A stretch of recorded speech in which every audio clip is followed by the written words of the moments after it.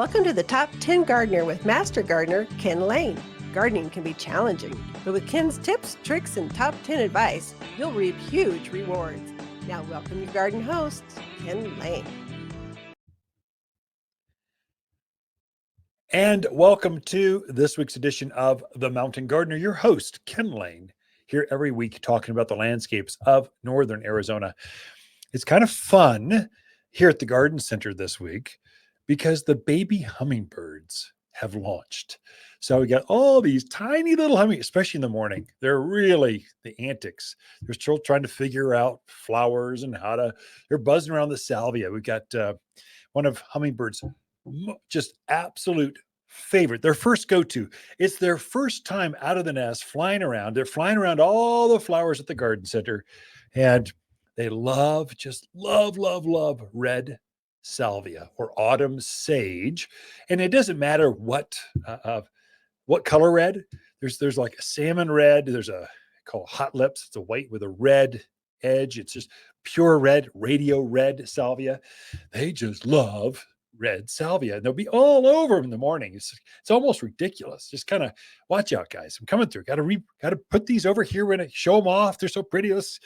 And they'll just follow you through the nursery trying to get to these flowers. Salvia, if you're new to the area, this is a really common plant here.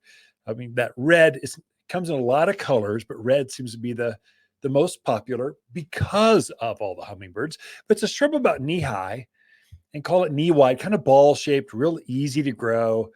Loves full sun. If you give it more sun, you give more flowers. Takes the wind, takes our crummy soil. Just kind of a bulletproof plant. And it blooms from now through autumn. I mean, it's just ridiculous bloom cycle, which is why the hummingbirds like it so well. They're used to that flavor. Also comes in purple. I got a new blue one in. It's really cool. Called Violet Blue, I believe, something like that. Anyway, we got some new 2 gallons that just came in, some nice big full ones. So blue is a new color introduction, but red. Hummingbirds love red salvia for some reason. It's just fun, something different. I noticed this week the bumblebees are back. So I don't know where they go or what happens, but honeybees come out first. They're pollinating stuff. They started March, going after like a rosemary. They just love rosemary. And so they're out doing that. But bumblebees they're not out yet. I think they hibernate longer or wait for the soil to warm up. And then finally they come out and take off again. And it was carpenter bees. It's a black bumblebee. It looks like a bumblebee, but it's all black, has the stripes on it, but it's black stripes. And they're also called cutter bees. They'll take little perfect, like dime size holes out of your roses or out of your leaves. They're digesting them. They take them back to the nest. They build nests and that kind of stuff with it. They don't damage the plant. They just take holes out of it. It drives some gardeners crazy, but I just kind of went, well, it's nature. I'm willing to share a few holes in my leaves for carpenter cutter bees to go out there. So anyway, it's full circle. Everyone's out right now. Everything's growing. I could not think of a better type of weather to grow tomatoes. I mean, any kind of vegetable, it flowers, anything. It's 70s during the day, just under 80. At night, it's 50s. That is like the perfect window for growing things. Now, tomatoes and squash and cucumbers, they're going to actively grow. And then once you get up into that mid 90s, they halt. They kind of go, whoa, I don't know. This is pretty hot. I'm not going to produce fruit as much. But this sweet spot, this kind of weather right now, you could not ask for a better planting window to put vegetables in, to put herbs, honeysuckle, to put flowers like zinnias and geraniums and petunias. It's like the perfect growing weather because the days are warm but not hot. The evenings are cool but not cold. It's like perfect. So I've got how many tomatoes? I put in 5 peppers, 4 tomatoes. Let me think here. 2 cucumbers. I love growing pumpkins because if you want to impress the grandkids, they come out to visit during the fall. Just have them go pick a pumpkin with you. It's like magic. And so we always plant some of those. And so it'll continue. I'll plant a few things. Lots of flowers went in this week. And they are thriving. So you put them in because there's not these extremes back and forth. They take easier. They take better. Now, when you're planting, you prepare the soil, do all that stuff. And then I always give it some root and grow. They do kind of freak out. Like they're going to go into shock. They're going to go, whoa, what did you just do to me? I've known this little bucket here from my lovely gardener grower at the nursery. And now this is the perfect, they've perfectly watered me, gave me nutrients. I've been so happy, growing so fast. And you took them out of the bucket and chucked them in your soil. They're going to freak out. So I always give them root and grow. It's a compost tea that we make here. It looks like molasses almost. It's got a texture like that. You put 3 tablespoons in a gallon of water, and you just water things in. It helps things it soothes the roots of the plants, gets them to start rooting out faster, gets them to kind of acclimate to that new garden soil. It's every time I plant, I always do that. We mentioned that it's a good window to plant, not just your vegetable thing. I mean, yes, all the annuals are going in right now, all the flowers, all the vegetables, but you couldn't ask for a better time to put a new shade tree in. This is your time to put shade. If you want shade when it's hot in the summer, now's the time to put your aspens and your maples and your ash and your locusts and all those other fast growing shade trees. I had someone come in. They had bought a red maple, Acer Rebrum, from a box store. Said, what's wrong with my tree? Can you tell me? Help me. I went, well, first of all, we don't sell that tree for a reason here at Waters Garden Center because it's not a good tree for here, but I sure hope it was cheap at the box store. But I would say don't replace it when it fails for you finally with another of the same thing. Get something better. There's a Prescott Blaze maple that's so much faster growing. Doesn't do that curly stuff. Doesn't get have all the issues. So, but now's the time. Fruit trees. If you're putting a cherry tree, boy, the cherry harvest is unbelievable this year. It's lots of peaches this year. Apples are coming on, pears. All those can go in right now because it's the perfect window for them as well. The soil is warm. The days are warm, but not hot. The nights are cool, but not cold. And so they just root out really fast and very easily. If you need privacy, oh my gosh, we just had the most beautiful Arizona cypress come in. These are full, chubby.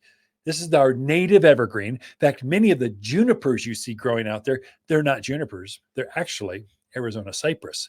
And the difference, the only way I can really tell, the texture looks the same. It's 25 feet tall, 12 feet wide, solid. You can't see through it. So it's a good windbreak or privacy screen. But instead of a berry, so junipers put berries on, Arizona cypress they put on like a golf ball size pine cone. So that's the real difference. Pine cones are berries. It's how they reproduce, but they're fast, some of the fastest growing of the evergreens, but you rarely see really big ones and really nice ones. And so we were able to get some of those this week. And if you put those in the ground now, your evergreens, they're going to root. They have to root first. When they're actually rooted out into the surrounding soil, then they start elongating or the top growth just takes off. So usually it's year 1, they root, year 2, they start growing, literally double in size the next spring season. If you could put them in now while this weather's just perfect window, I think you'll get more growth, additional growth this year, as well as additional growth next spring. So you working with the environment instead of against it, game changer. And gardeners know this. They know there's seasons for everything. So you don't put mums in the ground now, because that's a fall crop. You're putting in echinacеas and iris and salvias, especially the red salvias. If you like baby hummingbirds, that's the one. So even if you have an apartment, putting a red salvia in a container on the deck or the patio, you will have more. They will come and visit you, guaranteed. No feeder needed. Just put a red salvia out there. Don't even have to pot it. Just put it out there. You're going to see hummingbirds. It's just super fun. We got a lot in store for you. Lisa Watersling coming in with your garden questions right after this. Waters Garden companion plants in May are Indian hawthorn, purple robe locust, Prescott sunshine geraniums, and vining akebia. Akebia is a super vigorous vine with dangling fragrant flowers. She proliferates up arbors, pergolas, fences, and stunning as a ground cover to retain hills. One of the fastest growing evergreen vines you can plant in the gardens. You'll only find the hardiest vines at Waters Garden Center, 1815 Iron Springs Road in Prescott. You're listening to Garden Master Ken Lain, owner of Waters Garden Center in Prescott. Join his daily podcast for timely garden advice seasonally right for the gardens. Ken can be found throughout the week at Waters Garden Center in Prescott or through his website at top10gardener.com. You're listening to Garden Master Ken Lain and the Top 10 Gardener podcast. Welcome to the Top 10 Garden Show.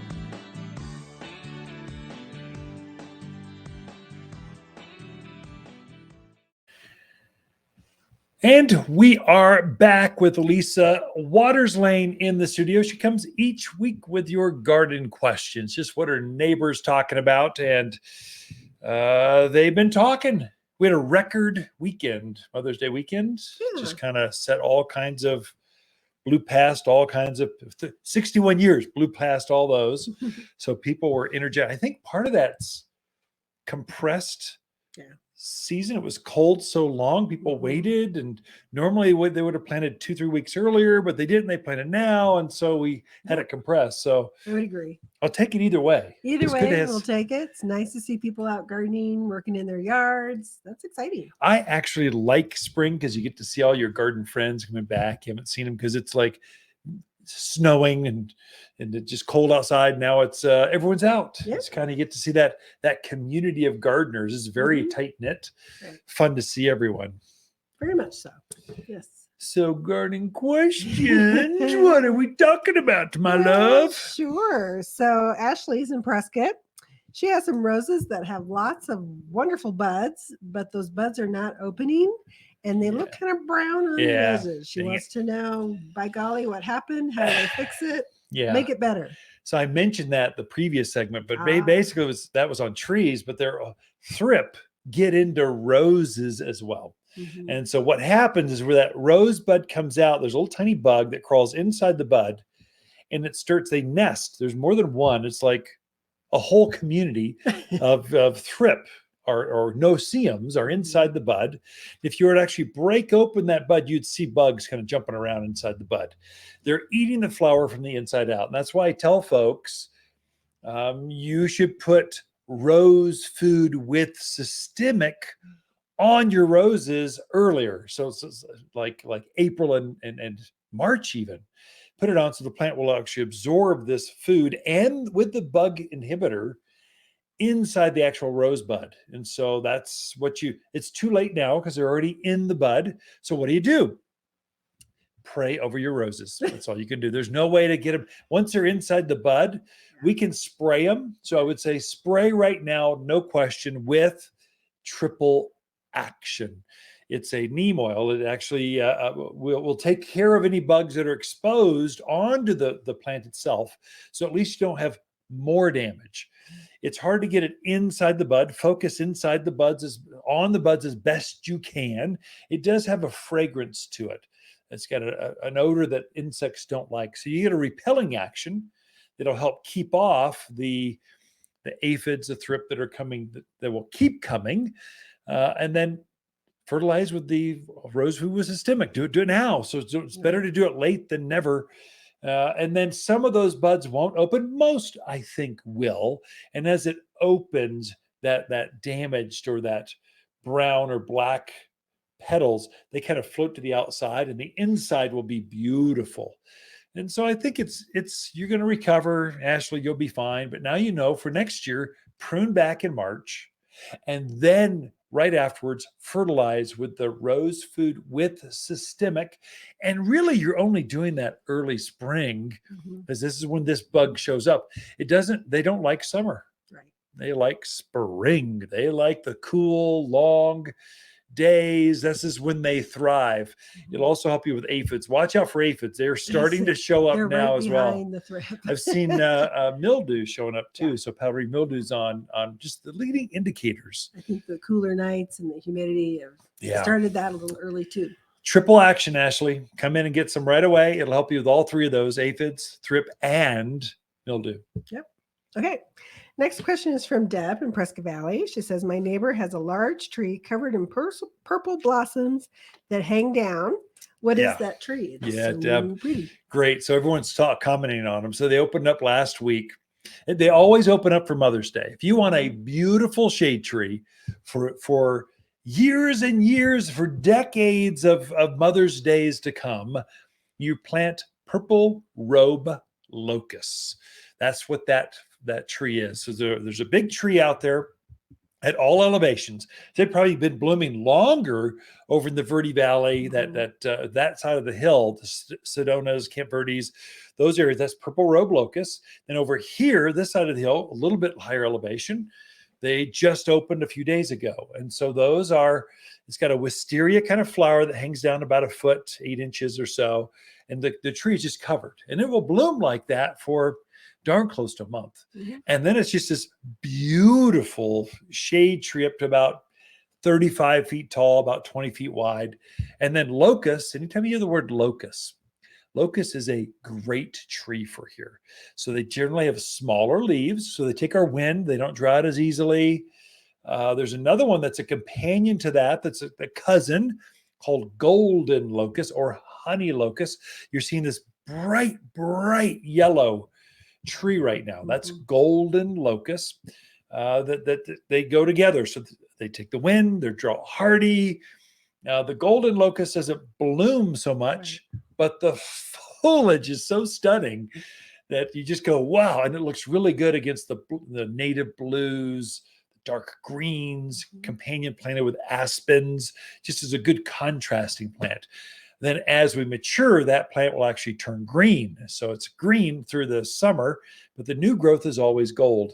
For the purple robe locust, it always puts on the flower first, then it leaves. And so you see this dramatic, like it's noticeable when you see it in bloom. You're going, wow, I got to have me one of them. It's pretty fast growing for a locust, right? Oh, very fast. Robe. Yeah, very fast. All right, we covered that. I did. I was waiting for you to comment on the accent I used. I got out of my box going, sorry. I don't even know where that came from. I'm so used to hearing you do that. I don't know, sir.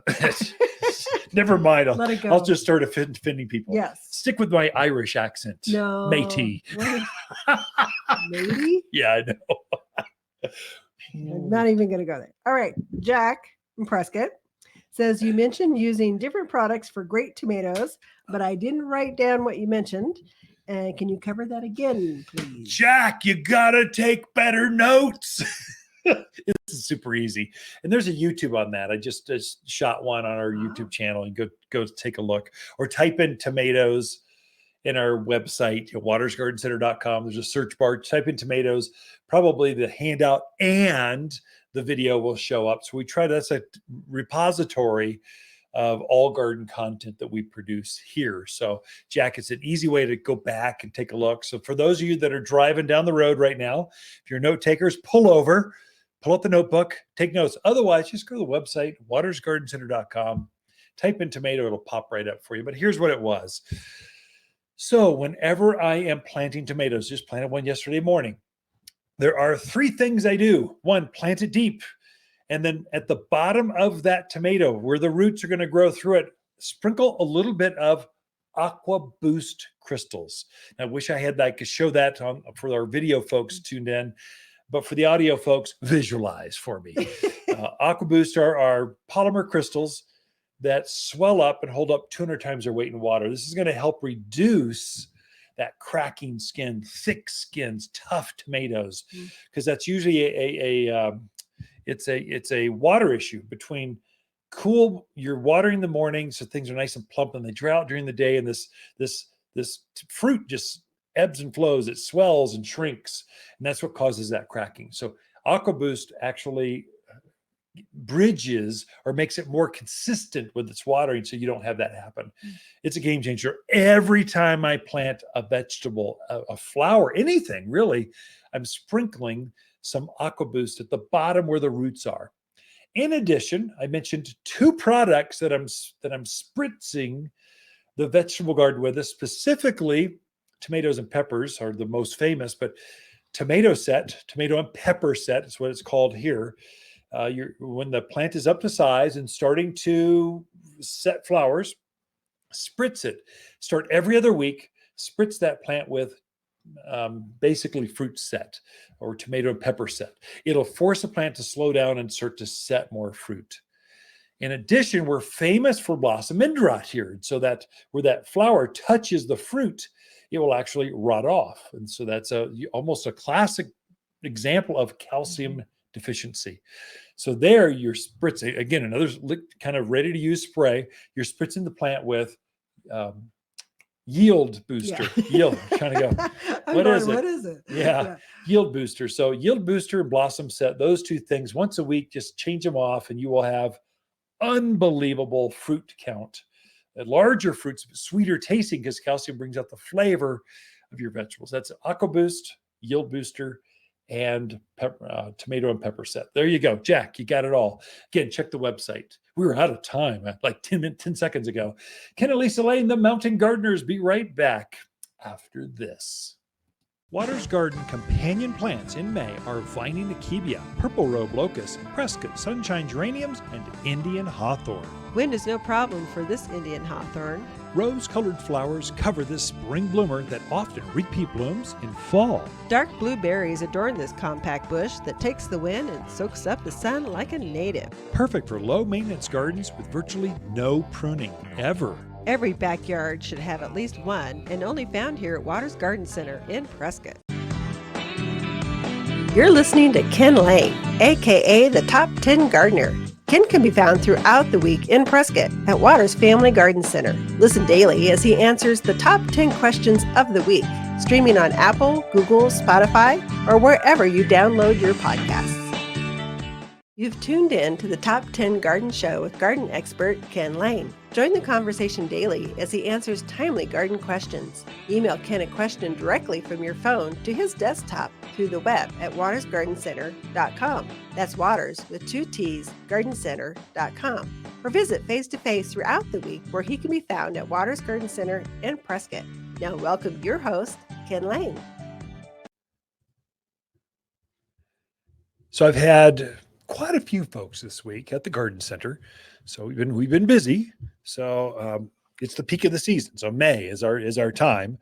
It's not the only time we garden, but this is when everything goes in. All the vegetables, all the herbs, all the flowers, all the perennials, all the trees, all the shrubs, everything goes in. And so we've been here working a lot, and people are coming in with questions, especially impatient gardeners. And so we're seeing that the summer plants are not happy this spring. They're a little later than normal at waking up. And so the summer bloomers or summer growers are smoke bush, desert willow, grapes. I would say grapes are late to show up this year. Mimosa or silk tassel tree. Red buds. I mean, red buds are always so bulletproof. This year, something happened where they're just delayed. And so if you're not sure and it's not leafing out as quickly as you wanted, here's the test. Walk out and see if the ends of the tips are pliable. If they're pliable, it's alive. If it's brittle, just snaps in two, okay, that branch is dead. Maybe not the whole tree, but that piece or that twig or that outer branch is brittle. So it's winter damage. So most of the trees I've seen so far are pliable. Then when you take your thumbnail or a pair of pruners or a knife and you scrape some of the bark off, and if it's green, like not Kelly green, but it's obviously a rich, like new lawn type of grass green. If it's green, it's alive. That branch, it will leaf out. You just have to be patient and encourage it to leaf out. And so that's where it's not happy with cold feet. It wants the soil, the earth to actually be warm before it starts to take off. And so I'd say this week is 2 weeks, or this year is 2 weeks later than last year at leafing out. So my mimosas, I've got very large ones, beautiful shade trees. It's like this huge umbrella. There's matching pairs overlooking the pond. It's just these beautiful matching stair-stepped mimosas. They're not leafed out yet. It's middle of May, not leafed out yet. And I'm a gardener. I watered, I cared for them, but the soil is not warm enough yet. Now I'm starting to see some little leaves starting to show up. You can see the buds are swelling. It'll be, with this warm weather, it'll start to take off. And once it goes, there's no holding them back. They just erupt. The purple robe locust. I know you folks over in the Verde, you're starting to see this beautiful lacy shade tree with these great big blue to pink flowers hanging down, dangling. Like, it looks very much like a wisteria tree. Now, wisteria is a vine. This is a tree, but it's got these beautiful locust blossoms. It's called a purple robe locust. Well, they almost always, you can count on them being in bloom for Mother's Day. It's like, just go to. Not this year. They're 2 weeks delayed. They're just now starting to flower. You folks out in the valley area, you're starting to bloom. The Prescott area, I don't know, everything is a little delayed this year. So be patient. If you see this, you can encourage things to grow. And the way you do this, I had mentioned root and grow at the beginning of the show. I'm planting new things and how plants freak out because they get stressed. And we make a compost tea called Root and Grow. And it's made for things to keep them out of shock. And so if you want to juice your plants, if you really want them to take off, I mean, like, wake up, I want you to be leafed out by the end of the week. Go, go, go. Mix up a 5-gallon bucket of Root and Grow. It's liquid, so then you're going to pour it around the roots, and it's just available like right now for the plant. It's got a real mild fertilizer.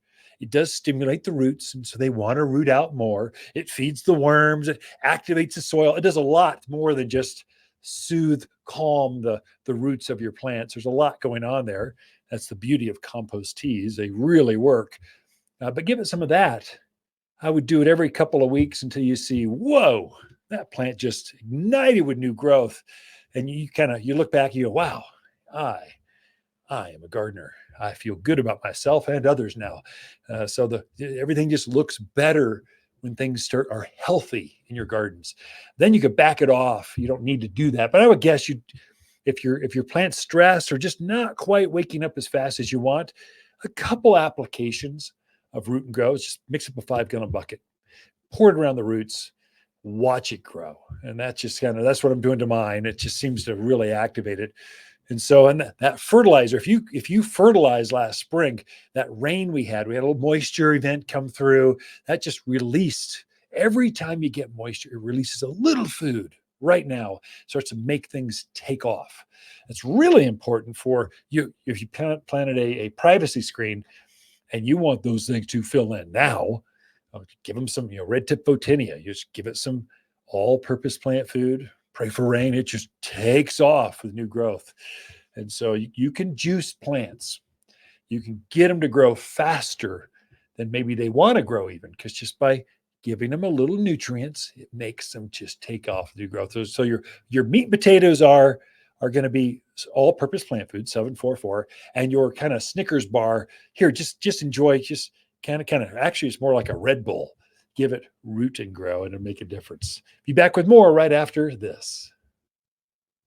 Water's garden companion plants in May are purple robe locust, Vining achevia, Prescott sunshine geraniums, and easy elegant roses. Just plant these roses in a sunny spot and enjoy. We've married the beauty of long stem roses with the easy care of shrub roses for landscape color like no other plant in the backyard. Choose fragrant reds, radiant pinks, corals, vivacious yellows, and stately whites. Extremely fragrant and only found locally at Waters Garden Center in Prescott.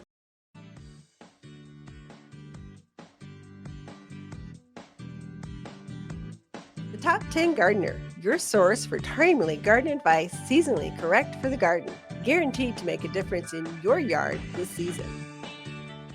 You've tuned in to the Top 10 Gardener with garden expert Ken Lain. Join him daily as he answers timely garden questions that are sure to make a difference in your gardens. Now welcome your host, Ken Lain.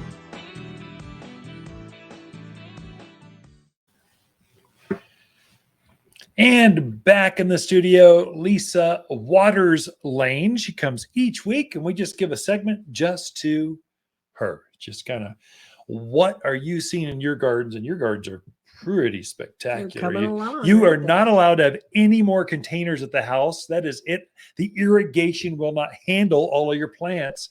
No more. So when you put one in, take one out. All I can tell you.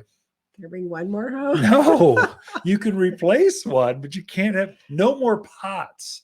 You can have something in a pot, but the irrigation only in your patio is just solid pots. She's got over 50 containers out there, folks, and she wants more. So, to be a garden center goddess. But there's one plant I really want. I may have an open plant. There's the kale. I'm replacing the ornamental kale. With stuff, so we might be able to free time to transition. Black-eyed Susan vines that came in. Oh, those are neat. So there's a real pretty one this year that has a white and pink. Usually they're orange and like a dark orange. This one's white with pink flowers too. So okay, I'll bring it home. Bring it, and then, but it's got to go in a pot to replace something else. We'll get rid of the kale. I'm stressed out. Who needs that healthy stuff? And we'll put a pretty plant in. All right. So what do you got for us this week? You're inspiring gardeners that are tuned in, and they want to garden how? So many people who are out there wanting to garden are also gardening to attract birds and butterflies into their yard. And the most famous one they want to attract are the hummingbirds. I would say the swallowtails. You think so? Or the monarchs. You don't know. Butterflies? Yeah. Like birds? Oh, birds. Oh, sorry. Yeah. Sorry, I'm a man. I tuned out. I wasn't listening. Anyway, so I thought I would talk about some perennial flowers that you could put out in your yard that will definitely attract those hummingbirds and the butterflies. So the hummingbirds they're looking for tubular flowers because they also eat a lot. So the great thing about having hummingbirds in your yard is they eat insects as well as the nectar. That's true. So they need both. They need that protein and that carbohydrate, that sugar. Keep going. So they'll help with the insects. Plus, they're just kind of fun to watch. So things that are tubular that they like, and for you, just in radio land, I have show and tell. So you just have to imagine. So this is a great plant for here. This is a brake light yucca. So it's a yucca, so it's very drought hardy, not going to take a lot of water. Loves the sun. Put it in a hot spot and it'll be happy. It sends up this bright red stalk of flowers that have like little tubule in them. So hummingbirds absolutely love them. So this is an easy grow plant to throw out there. You don't have to think too much about. Not a lot of maintenance, not a lot of water, but the hummingbirds love it.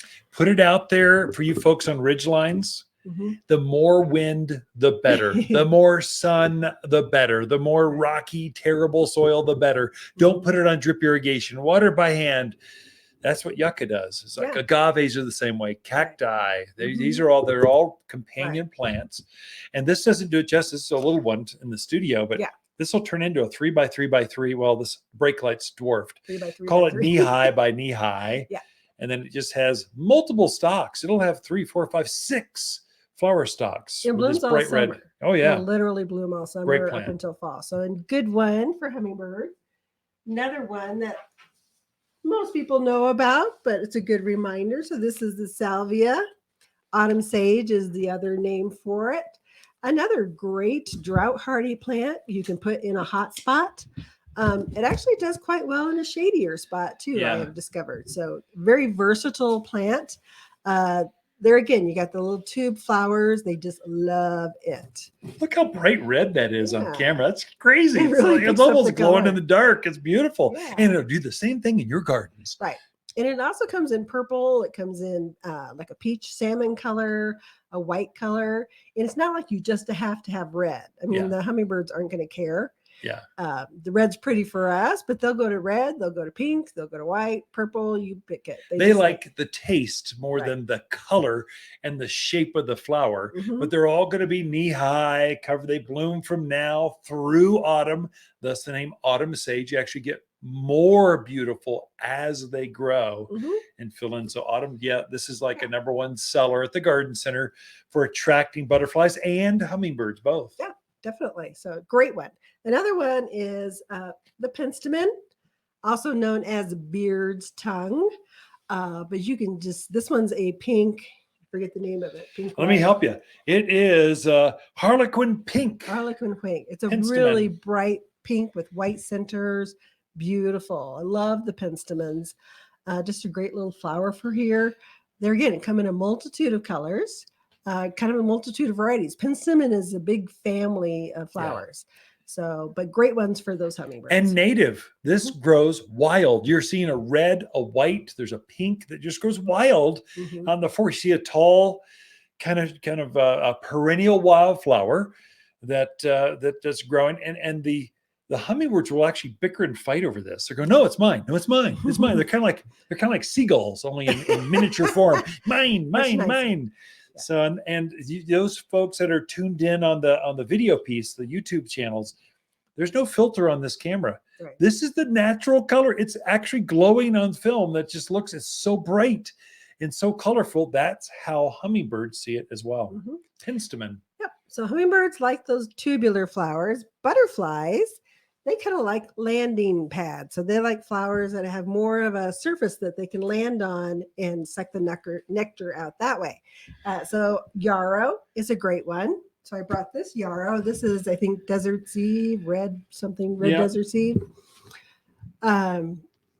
They're getting great drought hardy plant. Loves the sun. Put it in a spot where it's nice and hot, and it'll kind of continue to bloom all season long. This one's a real pretty red one, but it also comes in yellow, moonshine yellow. There's a terracotta color. So they're getting a few different colors in there. Doesn't matter the color. It's the plant itself that they like. So this is a really good one to put in as well. I put a native yellow in our backyard, and this takes, again, surprising little, it doesn't get full sun. Right. It maybe gets 4 hours, and it blooms a crazy long time in our personal gardens, but it will go full on in the wild. It's right out there in the full bright, from morning till evening, bright hot sun. It's got this real thick kind of thick foliage that protects it, and so just, you're going to have butterflies if you've got yarrow. And it's pretty animal resistant as well, especially the yellows and the whites. Sometimes the deer can, on the paprika colors, but they're tough. Okay. So that's a good one. The scabiosa, which is an absolutely horrible name. The other name is pincushion flower. Pincushion's better. So this one usually comes in pinks and lavenders. I've seen it occasionally in white, not as pretty in white. I like the pinks and the lavenders. Has a beautiful little flat flower that sticks up above the foliage. So the foliage is low down, and then the flowers stick up probably 12 inches above that foliage. Yeah, easily. And just a beautiful little plant to put out there in your perennial beds, your yards. It does very nicely. Looks like a pincushion. I mean, literally, that's the name. Looks like a pincushion. You have a bunch, if you're you seamstress out there, but butterflies look at it and go, just yummy. Delightful. They just hang out and rest and eat, and they'll just rest on the pads, enjoy each other. Definitely. So we're almost out of time, but I'll show you one more. Of course, we have to show this one. So this is a butterfly plant. So this one's purple, but they come in, they're again, a multitude of colors and a multitude of sizes. You can get some that go 6 to 8 feet, some that go 4 to 5 feet, and some that are 2 feet.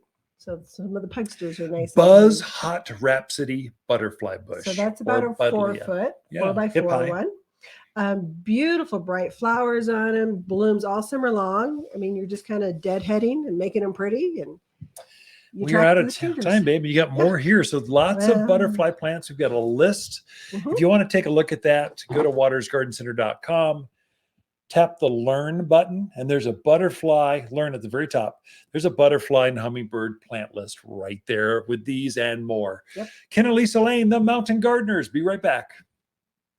Water's companion plants in May are Vining Akebia, Indian Hawthorn, Prescott Sunshine Geraniums, and Purple Robe Locusts. Incredible long clusters of purple flowers in May that look just like wisteria flowers hanging from this local bloomer. The 8-inch fragrant flowers cover the tree profusely. Super hardy and drought tolerant with a brisk growth rate of 2 feet in 1 year. It's just the perfect backyard shade tree. You'll find the shadiest trees here at Waters Garden Center, 1815 Iron Springs Road in Prescott.